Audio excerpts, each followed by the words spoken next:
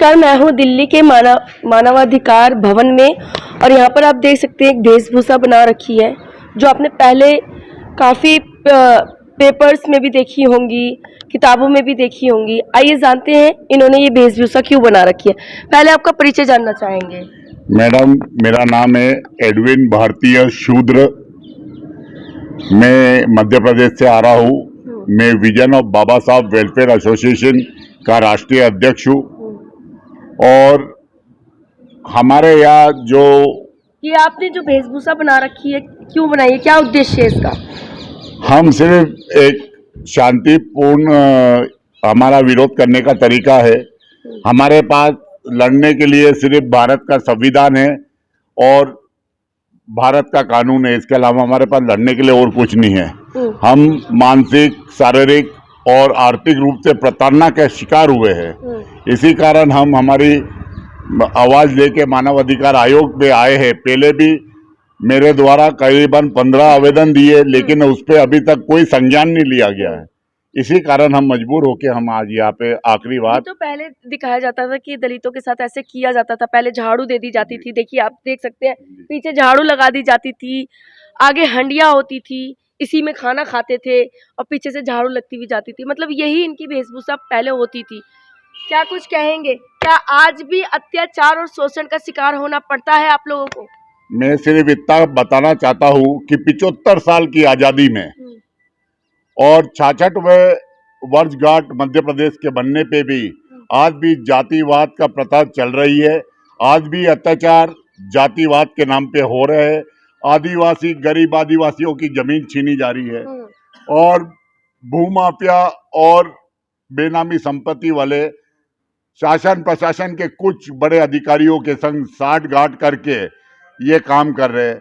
हमने जब 2014 में सुना कि हमारे देश के यशस्वी प्रधानमंत्री नरेंद्र मोदी जी जब प्रधानमंत्री बने थे और हमारे मध्य प्रदेश के मुख्यमंत्री शिवराज सिंह चौहान जब मुख्यमंत्री बने थे, मामा बने थे, जब उन्होंने वादा करा था कि भूमाफिया और बेनामी संपत्ति वालों को जमीन में गाड़ दिया जाएगा, लेकिन उनके जो भी घोषणा है उसके ऊपर सिर्फ पुलंदा चल रहा है। भारतीय संविधान सही मायने में हमारे झाबुआ जिले में तो अभी तक लागू नहीं हुआ है, सिर्फ कागजों में हुआ है। पैसा एक्ट का कानून, हमें खुशी हुई थी जब हमारे देश की राष्ट्रपति महिला एक आदिवासी समाज से बनी। हमें उम्मीद जगी कि आज हमको न्याय मिलेगा, लेकिन फिर भी हमको आज तक न्याय नहीं मिला। और ये जो पैसा कानून एक्ट की घोषणा उनके द्वारा की गई कि पैसा कानून एक्ट के तहत आदिवासी की संपत्ति, जमीन, धन कोई छीन नहीं सकता, लेकिन उसके विपरीत आज भी मैं एक राष्ट्रीय अध्यक्ष होने के बावजूद भी मुझे मजबूरी प्रताड़ना का शिकार होके इस रूप में आना पड़ा। मजबूरी में मैं आज बेबी भारतीय हूँ और मैं सिर्फ यह पूछना चाहता हूँ मानव अधिकार आयोग से कि मानव अधिकार आयोग ये बताए कि हमारा मानव अधिकार क्या है, हमारे हक अधिकार का रक्षा कौन करेगा। और आज मैं ज्ञापन के जरिए मानव अधिकार आयोग को पूरे परिवार के 9 जन इच्छा मृत्यु की गुहार लगाने आए हैं। आपकी क्या मांग है?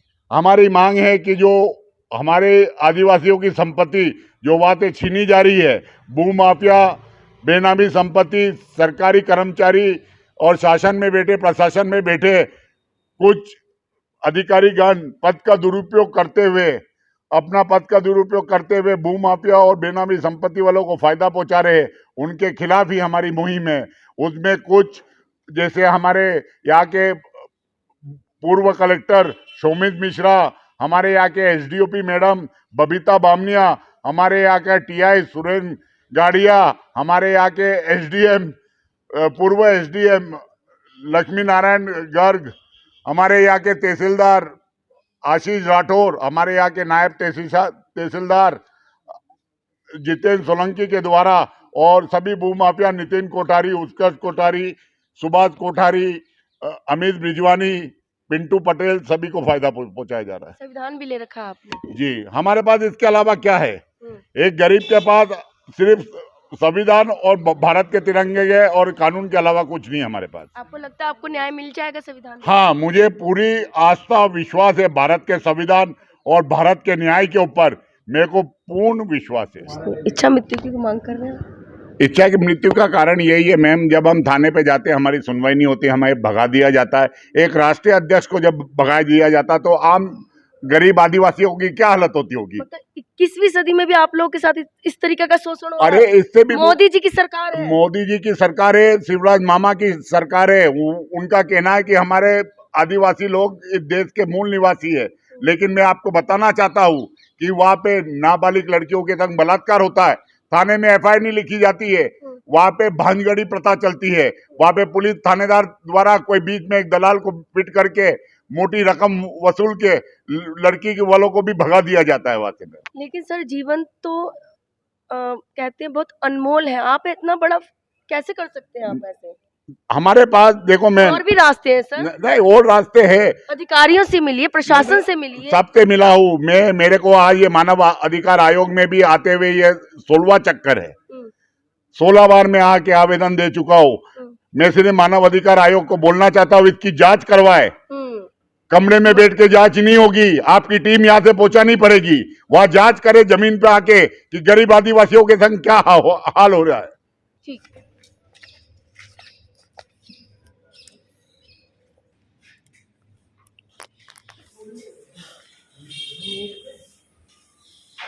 ये तो यहीं से ले लेंगे, यहीं से लेंगे, यहीं से।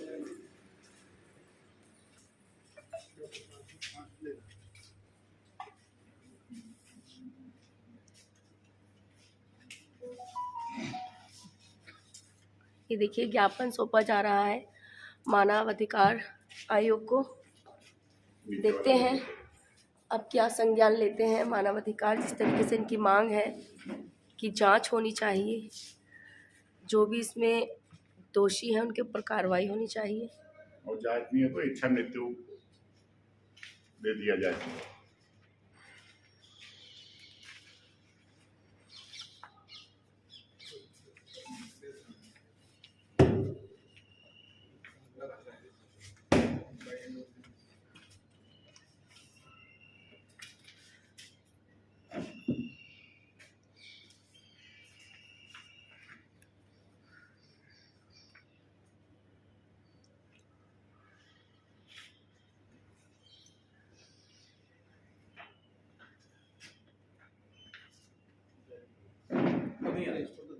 और भी है, और 4 है टोटल।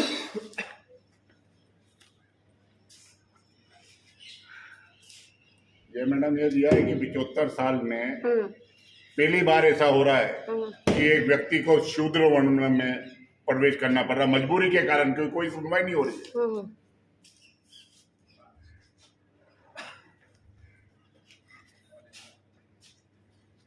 और ये ज्ञापन हमारा दे रखा है कि हमारे जिलों में पुलिस प्रशासन आदिवासी की बिल्कुल नहीं सुनती। वहाँ पे दलाल सिस्टम डाल रखा थाने में, गरीब बालिका नाबालिग लड़कियों के साथ बलात्कार। कौन कर रहा है ये सब चीजें?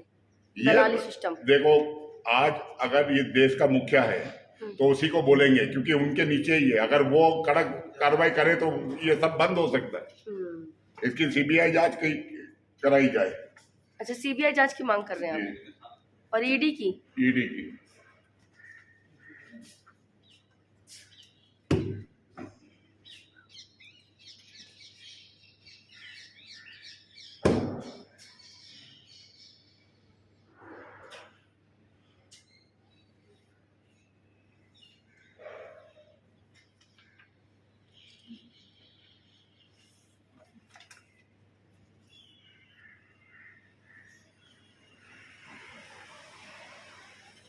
अब सरकारी कर्मचारी है, कंप्यूटर ऑपरेटर भू अभिलेख में, वो फर्जी रजिस्ट्री करा रहा, आदिवासी की जमीन सामान्यों के नाम पे चला रहा, जबकि वहां का कानून ही नहीं है। आदिवासी की जमीन दूसरी लोग ले नहीं सकते। तो यानी कि आपका कहना है कि वहाँ पे शासन प्रशासन मिला हुआ है? वह जंगल राज है, जंगल राज, इसको मैं खुला जंगल राज बोलूंगा। सर मेरा ये निवेदन, क्या मैं चेयरपर्सन साहब से मिल पाऊंगा? या मुझे बाहर धरना प्रदर्शन पे बैठना पड़ेगा, क्योंकि यूं भी हमने इच्छा मृत्यु मांगना, तो भूख प्यास से ही हम बैठ जाए वो अच्छा है।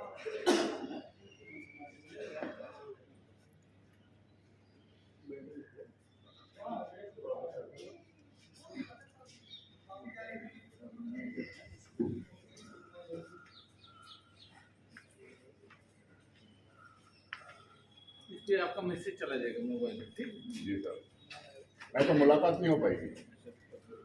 मुलाकात तो नहीं। साहब ये सोचो, हम 1200 किलोमीटर दूर से आए हैं, गुजरात राजस्थान महाराष्ट्र बॉर्डर, इतनी दूर से आए और हमसे मुलाकात, क्योंकि हम शूद्र हैं, इस कारण से शायद हमारी मुलाकात नहीं हो पा रही है। लेकिन यहाँ पे तो सब मानव समान है ना, तो भाई मानव अधिकार इसीलिए तो नाम रखा गया हम है। हमारी आवाज किसके पास जाएंगे? यही तो आएंगे हम हमारी आवाज लेके। लेकिन देख लो, हम यहाँ आए मिलने के लिए, लेकिन हमारी कोई सुनवाई नहीं हो रही। हम मुलाकात करने हम आए 1100 किलोमीटर 1200 किलोमीटर से चल के। आपने पहले अपॉइंटमेंट ले रखा था मैडम? यहाँ नहीं, कह दी नहीं लिया था मैंने। ये रिसीविंग मिल गई ना आपको? जी, तो पूछ रहे वो मुलाकात का पूछ रहे, कभी मुलाकात हो जाए। सर की पूछ रहे मुलाकात हो सकती है क्या? आज नहीं या अपॉइंटमेंट लेना चाहे कल मुलाकात हो जाए। अपॉइंटमेंट ले तो दे सकते हैं। हाँ, अपॉइंटमेंट ले लीजिए। अपॉइंटमेंट कल के लिए आप दे सकते हैं, तब अप्रूव होगा तब। नहीं तो यार ऐसा कोई नंबर है कि क्या मैं उनको अपॉइंटमेंट के लिए समय आप चिट्ठी लिख दीजिए। नहीं, मुलाकात के लिए जैसे आज अपॉइंटमेंट ले रहे हैं, कल मुलाकात हो जाए। निर्देश है जी। चेयरमैन। अच्छा सर, मेरा ठीक है, चलो आपने ये दिया मेरा। Appointment letter. हाँ जी, बोलिए सर। जी sir, sir I am coming from Madhya Pradesh. Sir वहाँ पे इतना अत्याचार हो रहा है, आदिवासियों की जमीन छीनी जा रही है। आप लिख के दीजिए सर सब कुछ मैंने लिख के दिया है सर। जब चेयरमैन साहब बुलाएंगे आपको, मिलना चाहेंगे तो आप मिल सकते, वैसे नहीं मिल सकते। सर 16वीं बार आए इस बार। सर नहीं मिल सकते ऐसे सर, जब तक मध्य प्रदेश। जब तक हमें आदेश नहीं मिलेंगे ऊपर से हम नहीं मिलवा सकते। नहीं तो हमारी मजबूरी है। नहीं तो क्या साहब हम समय तो मांग सकते हैं मिलने का। हाँ समय मांग लिख के दे दीजिए आप। तो कहना है मेल इट। हम मेल कर सकते हैं, तो मैं तो मेल- साहब बोल मिलेंगे जी। तो आप मिल सकते हैं, नहीं हम तो तो मिलवा सकते हैं रिप्लाई तो होता है मेल का सर। चेयरमैन साहब के रिप्लाई दे दीजिए आप। नहीं तो चेयरमैन साहब नाम क्या का है? मेल आईडी अलग है क्या? इसमें लिख के दे दीजिए आप, नाम क्या है उनका? चेयरमैन लिख के दे दीजिए आप, लिखित में दे दीजिए। ठीक है आप साहब बोलेंगे हम जरूर मिलाएंगे, हम तो आपको मिलवाने के लिए बैठे हैं। सर। एक बात मैं पूछना चाहता ये हूँ बोलिए सर, क्या आप हम परेशान नहीं दिख रहे सर? सर, सब सर परेशान हम हमारा ये निवेदन है, अगर हमारी सुनवाई नहीं हो तो हमको इच्छा मृत्यु प्रदान कर दी जाए, मेरी बात- क्योंकि मैं भारत के संविधान को मानने वाला व्यक्ति हूँ। मेरी बात सुनिए, आप बोलेंगे तो हम जरूर मिलाएंगे आपको। हमको ऊपर से इजाज़त भी होनी चाहिए ना मिलाने की। आप लिखित में भेजिए, हम वहाँ भेज देंगे ऊपर, वो मिलना चाहेंगे आपसे मिल लेंगे। पर इस टाइम तो अभी भी नहीं है, हाँ? साफ तो चले गए हम 3 बजे 4 बजे चले आते हैं। कल मुलाकात हो जाए, आज मैं मेल कर देता हूँ। आप इनको दीजिए लिखित में, ऊपर भिजवा देंगे, वो रिप्लाई देंगे आपको, तभी जाके मिला सकते हैं। वो बात ठीक है, मैं अभी लेटर तैयार करके मेल कर दूँ इनको तो। हाँ मेल कर दीजिए, चेयरमैन और साहब के और कौन से नंबर पे मैं कांटेक्ट करूँ जिससे इसमें नंबर लिखा है, मेरे से कॉन्टेक्ट कीजिएगा। क्या शुभ नाम है? मैं विजय सिंह रावत, विजय सिंह रावत। इसमें नंबर लिखा हुआ है, ये लिखे हैं। साहब बोलेंगे मैं पक्का मिलाऊंगा, मैं तो मिलवा सकता हूँ आपको। सर क्योंकि हम आए, हमारे यहाँ एक कहावत है जी जी कि गोबर का पोटा गिरता तो धूल लेके उठता है। हम आए इंसाफ के लिए, जी या तो ये दर पे हम मर के जाएंगे या इंसाफ लेके जाएंगे, दोनों में सर, से एक। मिलेंगे तो पक्का मिलवाएंगे आप। जी जी जी सर, धन्यवाद। ये देखिए, अब इनको आश्वासन दे दिया गया है। अब देखते हैं ये मेल करेंगे, देखते हैं चेयरमैन साहब मिलते हैं कि नहीं मिलते।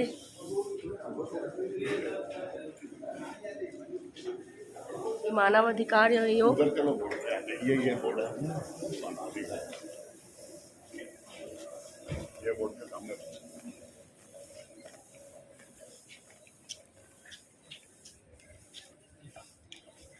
आप सुन लो।